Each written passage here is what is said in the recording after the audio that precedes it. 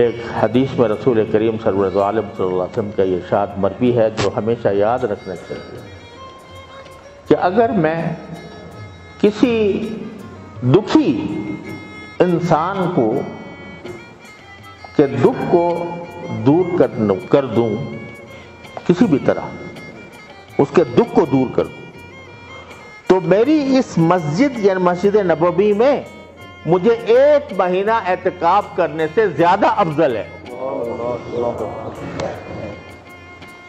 اللہ اکبر، تصور کرو، اعتکاف کس کا؟ نبی کا، کس کی طرف سے؟ رحمت للعالمین صلی اللہ علیہ وسلم کی طرف سے۔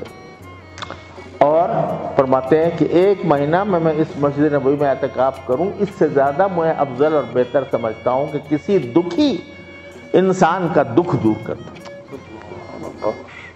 یہ ہے اسلام، یہ ہے السلام علیکم ورحمۃ اللہ وبرکاتہ، کہ بجائے اس کے کہ دوسرے کا دل دکھائیں، دل آزاری کریں، غصہ کریں، اس کے بجائے اس کا دکھ دور کرو۔